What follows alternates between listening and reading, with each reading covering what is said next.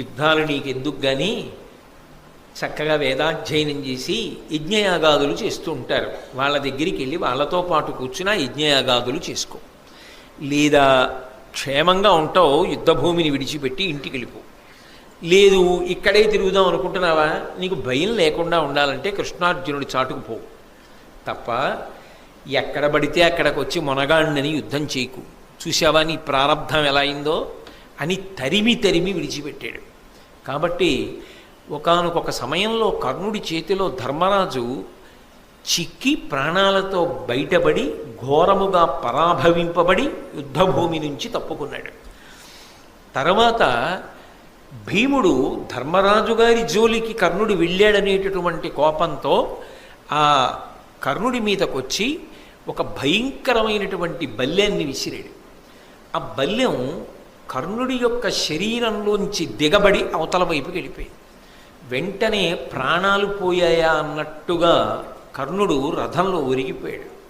ఒరిగిపోగానే అర్జునుడు భీముడు తన రథం దిగి పరిగెత్తుకుంటూ వచ్చి కర్ణుడి యొక్క నాలుక కోసైపోయాడు. ఎందుకని అంటే ఈ నాలుకతోటి ఈ నోటితోటి ఒకానొకప్పుడు కురుసభలో మాట్లాడకూడని మాటలు మాట్లాడాడు. కాబట్టి వీడి నాలుక ఉండడానికి వీల్లేదు, వీడి నాలుక కోసేస్తానని నాలుక పైకి లాగి కొయ్యబోయాడు. వెంటనే శల్యుడు జోక్యం చేసుకుని ఒక మాట చెప్పాడు, నువ్వు నాలుక కోసేస్తే చచ్చిపోతాడు, చచ్చిపోలేదు బతికున్నాడు, ఇంకా స్పృహ తప్పాడు. ఇప్పుడు నువ్వు నాలుక కోస్తే చచ్చిపోతాడు, చనిపోయాడు అనుకో, నీ తమ్ముడు ప్రతిజ్ఞ చేశాడు అర్జునుడు కర్ణుణ్ణి చంపుతానని, అప్పుడు అర్జునుడి ప్రతిజ్ఞ ఏమవ్వాలి? నీ తమ్ముడి ప్రతిజ్ఞ గుర్తు తెచ్చుకుని ఈ కర్ణుణ్ణి వదిలి అన్నాడు. మామా భలే జ్ఞాపకం చేశావు, ఇలా జ్ఞాపకం చేయకపోతే ఆవేశంలో కోసేద్దును సుమా కర్ణుడి నాలుక, చచ్చిపోతే మా తమ్ముడి ప్రతిజ్ఞ పోనని చెప్పి భీముడు విడిచిపెట్టి వెళ్ళిపోయాడు. వెళ్ళిపోయిన తరువాత మళ్ళీ స్పృహొచ్చింది. స్పృహొచ్చిన తరువాత మళ్ళీ లేచాడు. లేచి పాంచాల వీరుల్ని నకుల సహదేవుల్ని ఉపపాండవులను సాత్యకిని విశేషంగా బాధించాడు కర్ణుడు. అంటే ఆయన యొక్క అస్త్రవిద్య కానీ ఆయన శౌర్య పరాక్రమములు కానీ తక్కువ అని చెప్పడం మాత్రం సాధ్యం కాదు. భీముడు అంటారా మహానుభావుడు, అద్భుతమైనటువంటి యుద్ధవీరుడు. అలాగే వేరొక పర్యాయం, రెండో పర్యాయం ధర్మరాజు గారు నకులుడు సహదేవుడు కర్ణుడి యొక్క ధాటిని తట్టుకోలేక ముగ్గురు ఒక్క రథమే ఎక్కేవలసి వచ్చింది. కర్ణుడికి దొరికితే చంపేస్తాడని చెప్పి ముగ్గురు ఒక రథమే ఎక్కారు. ఎక్కి ఇంకా కర్ణుడి చేతి నుంచి తప్పించుకొని ప్రాణాలతో బయటపడితే చాలన్న స్థితిని పొందారు. కుంతీదేవికి ఇచ్చినటువంటి మాట జ్ఞాపకానికి వచ్చి రెండో మాట దొరికిన ధర్మరాజుని నకులుణ్ణి సహదేవుణ్ణి మాత్రం చంపలేదు, కానీ చంపేసినంత పని చేశాడు. ఆ యుద్ధం చూసిన వాళ్ళకి ఏమనిపించిందంటే ఒక్క క్షణంలో ముగ్గురిని కర్ణుడు మట్టు పెట్టేస్తాడు, ముగ్గురు చచ్చిపోతారనిపించింది. అప్పుడు శల్యుడు జోక్యం చేసుకున్నాడు. అదే సమయానికి భీముడు దుర్యోధనుణ్ణి ఆక్రమించి దుర్యోధనుణ్ణి చంపడానికి సిద్ధమవుతున్నాడు. దుర్యోధనుడు భీముడికి దొరికాడు, ధర్మరాజు నకులుడు సహదేవుడు కర్ణుడికి దొరికాడు. వెంటనే శల్యుడు తెలివితేటలుగా అన్నాడు, నువ్వు ఇక్కడ ధర్మరాజుని నకులుణ్ణి సహదేవుణ్ణి చంపేస్తావు, ఎవరి కోసం ఈ యుద్ధం? అది అక్కడ చచ్చిపోవడానికి సిద్ధంగా ఉన్నాడు దుర్యోధనుడు. తీరా దుర్యోధనుణ్ణి చంపేసిన తర్వాత వీళ్ళ ముగ్గురిని చంపినా ఎవరి కోసం ఈ యుద్ధం, ఎవరి కోసం ఈ విజయం? కాబట్టి వీళ్ళని చంపడం కాదు, ముందెళ్ళి నీ ప్రభువుని కాపాడన్నాడు. అనగానే వీళ్ళ ముగ్గురిని వదిలేశాడు. ఎటూ చంపడలేండి, వీళ్ళ ముగ్గురిని వదిలి మళ్ళీ భీముడి మీద యుద్ధం చేసి దుర్యోధనుణ్ణి విడిపించుకునేటటువంటి ప్రయత్నంలో వెళ్ళిపోయి ఆ దుర్యోధనుణ్ణి విడిపించుకున్నాడు. కర్ణుడు మధ్యందినటువంటి మార్తాండుడైపోయాడు. ఆ రోజు మధ్యాహ్న యుద్ధంలో అయిపోయి భార్గవాస్త్రాన్ని ప్రయోగించాడు, పరశురాముడిచ్చిన అస్త్రం. ఆ అస్త్రాన్ని ప్రయోగించడం వల్ల పాండవ సైన్యం అంతా కాకావికలైపోయింది. అయిపోయి అసలు యుద్ధభూమిలో నిలబడిన వారు లేరు, అందరూ విన్నిచ్చి పారిపోతున్నారు. ఆ పారిపోతున్న సమయంలో ఈ గొప్ప ఘోషనంతటినీ కూడా కృష్ణార్జునులు గమనించారు. గమనించి ఈ సమయంలో మనం కూడా కర్ణుడి ముందుకు వెళ్ళడం మంచిది కాదు అర్జున, ఎందుచేత అంటే ఆయన దుర్నిరీక్షుడై ఉన్నాడు, చాలా ఉత్సాహంతో ఉన్నాడు. ఇటువంటి సమయంలో మనం ఎదురుబడితే కర్ణుడి యొక్క వీర ప్రదర్శనమునందు తట్టుకు నిలబడగలమన్న నమ్మకం తక్కువ, కాబట్టి కొంతసేపు అసలు కర్ణుడి ముందుకి వెళ్ళద్దు అన్నాడు కృష్ణుడు. వెంటనే అర్జునుడు అన్నాడు, పట్టపగిలింటి సూర్యుని పగిది కర్ణుడు ఉగ్రమూర్తి అయి వెలుగుచునున్నవాడు, మన రథం విప్పుడు మాధవ మరలనిమ్ము, బ్రతికియుండిన శుభములు పడయవచ్చు. అర్జునుడు కూడా ఏమన్నాడంటే, మధ్యాహ్న కాలంలో వెలిగిపోతున్న సూర్యబింబం ఎలా ఉంటుందో కర్ణుడు అలా ఉన్నాడు, అటువంటి యుద్ధం చేస్తున్నాడు.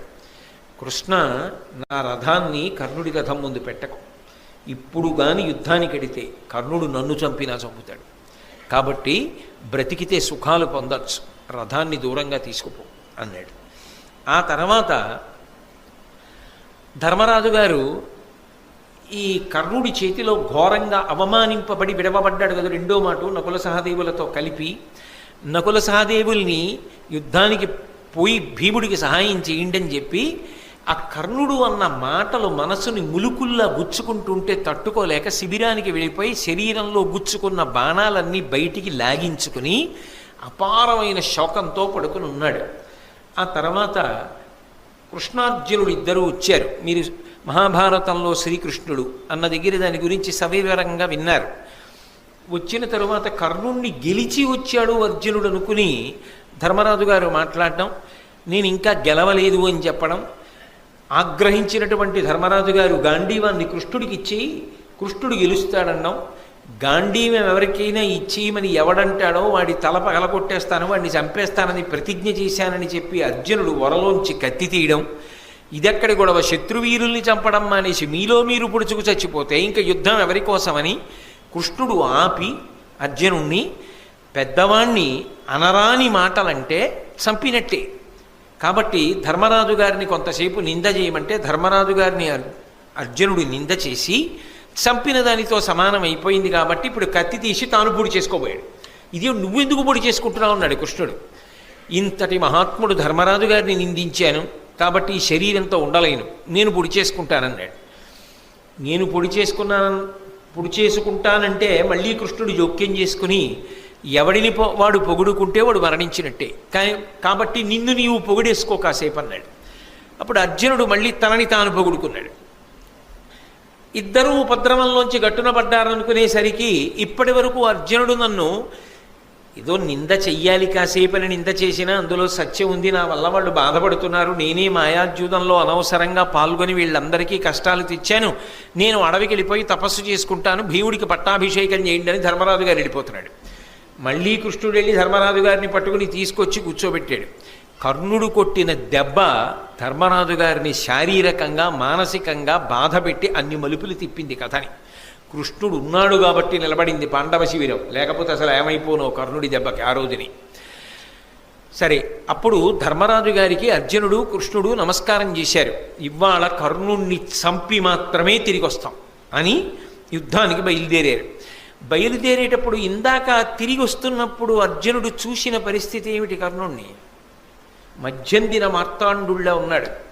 అదే పటాటోపంతో, అదే ఆటోపంతో, అదే శౌర్యంతో, అదే పరాక్రమంతో, అదే విజృంభణంతో ఉన్నాడు. ముందు మానసికంగా అర్జునుడిలో ఒక కక్ష, ఒక పగ బాగా ప్రజ్వరిల్లితే తప్ప కర్ణుణ్ణి చంపి తీరాలనేటటువంటి ఉత్సాహం రాదు. అది కృష్ణ సారథ్యం అంటే. కాబట్టి అర్జునుడితో అన్నాడు, నీ అస్త్రశక్తి ఎంతటిదో అర్జున మరిచిపోయావా? నువ్వు వేసినటువంటి బాణ పరంపరలకి తట్టుకోలేక కదా భీష్మాచార్యుడు పడిపోయాడు, నీకే విలువిద్య నేర్పినటువంటి ద్రోణుడే పడిపోయాడే నిన్ను తట్టుకోలేక. మరిచిపోయావా? మాయాద్యూతంలో మిమ్మల్ని అందరినీ ఒకసారి ఓడించి రాజ్యాన్నంతటినీ కబళించి మీ ఒంటి మీదున్న పైబట్టలు కూడా తీయించి కింద పెట్టించారు. రెండో మాట మళ్ళీ మాయాద్యూతం ఆడి 12 సంవత్సరములు అరణ్యవాసం, 1 సంవత్సరం అజ్ఞాతవాసం చేయించారు. 13 సంవత్సరాలు మీరు పడ్డ కష్టాలకన్నింటికీ కారణమైన ప్రధానుడు కర్ణుడితో యుద్ధానికి ఎడుతున్నాం. అర్జున, నీ పౌరుషాన్నంతటినీ కూడా పుంజుకో, నీ ప్రతాపాన్నంతటినీ ప్రదర్శించు, కర్ణుడి తల తెగిపోవలసిందే ఇవాళ. కాబట్టి అన్ని పాపములు చేసిన వాడు ఇవాళ నీ కంటపడుతున్నాడు అంటే అర్జునుడిలో ఎంత పౌరుషం పెరుగుతుంది అంటూ ఇంకొక మాట అన్నాడు, అన్నిటికన్నా ఒక్క విషయాన్ని గుర్తుపెట్టుకో.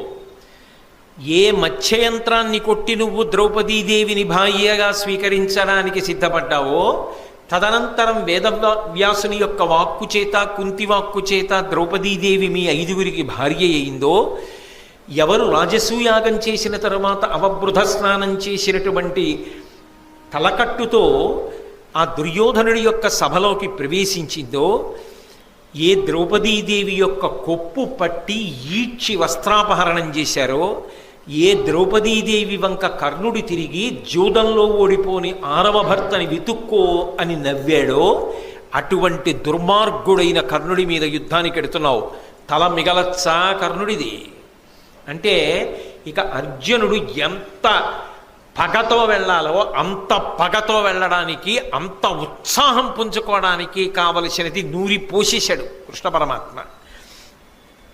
చిట్ట చివర నీకు 2 మాటలు చెప్తా అర్జున, నేనే రాయబారానికి వెళ్ళా మీకోసం. నేను రాయబారానికి వెళ్ళినప్పుడు నన్నే పట్టాలి, బంధించాలి అని ప్రయత్నం చేసిన దుష్టచతుష్టయంలో ఈ కర్ణుడు లేడా? కృష్ణుడంటే ప్రాణం అర్జునుడికి. నన్ను పట్టాలనుకున్నాడు కదా, ఇప్పుడు నువ్వు పౌరుషం ప్రదర్శించవా? దానికి ప్రతీకారం ఇప్పుడు చెయ్యవా?